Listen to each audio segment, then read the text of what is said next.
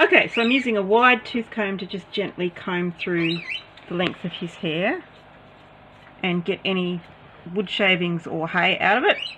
Now, for just between shows, I tend to like to make his part uneven, so I've got it thicker on one side and thinner on the other. The reason I do this is because if there is ever going to be damage, it is going to be along the part line from pulling, and if it's an uneven part for the show, I can make it the correct part and hide the damage underneath of it.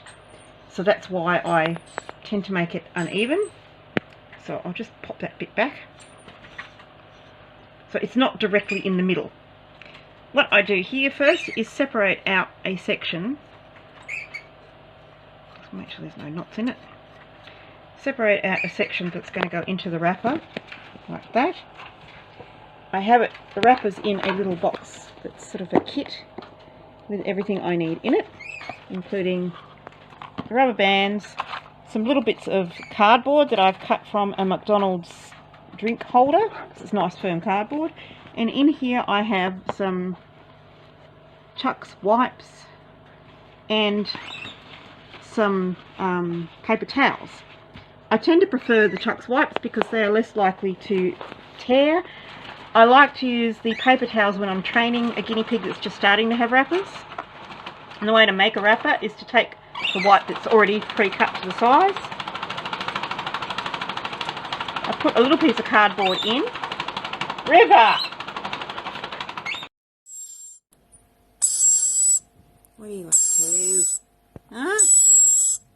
It's not all about you all the time. No, it's not. It's not all about you.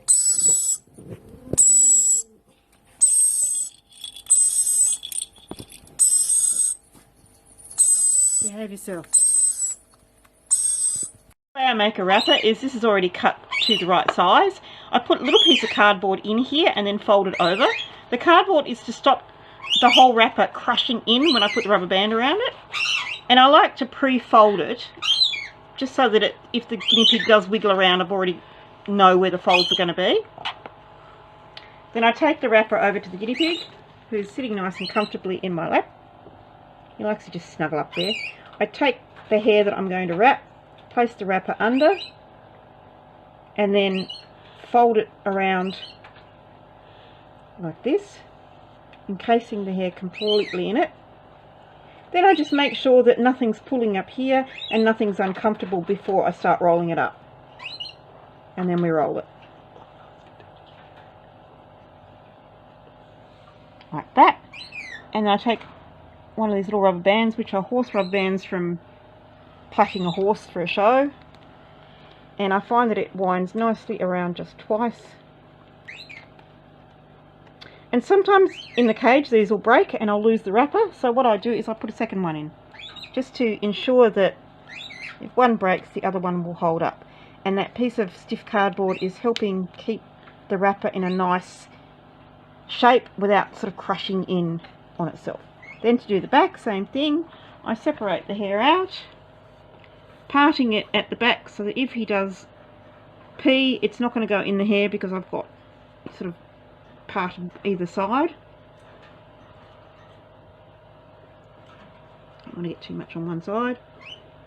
Take another wrapper. These ones already have the piece of cardboard in it, so I can go straight in and fold it around the hair like that. Just pull it a little bit so that it's not too tight and uncomfortable for the guinea pig. Start rolling it up so I get a nice little wrap there, and put my rubber bands around. That's one.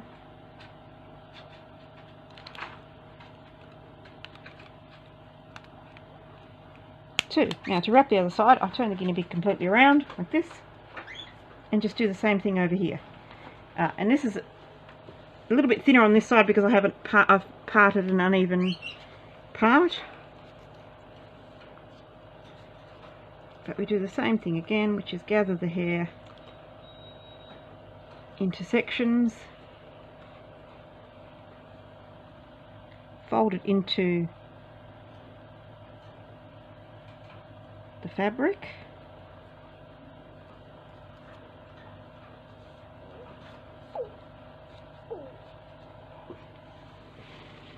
Make sure nothing's pulling at the top. And put on some rubber bands. Especially when you're putting on rubber bands, you want to make sure that there's no fine hairs catching in it. And I remember when I was a little girl with this long hair that you could sit on, and my grandmother would comb through my hair and I'd be like, ow, ow, ow. And she said to me, oh, it's just a little hair pulling. Well, I know very well from that experience that a little hair pulling hurts much more than a whole lot of hair pulling. So I try with the guinea pig not to catch any tiny little hairs that are going to irritate the guinea pig and cause him to want to scratch it out or chew it out and ruin his hairdo and also put him in discomfort. Just check that nothing's pulling. Start rolling. Like that. And stick my rubber bands in. And then he's all done, and he's quite happy to stay like this in his cage until I check on him in a couple of days. Or I check on him every day, but I rewrap him in 2 days. So every 2 days we take the wrappers out, give it a comb, and put them back in. And he's ready to go back in his cage.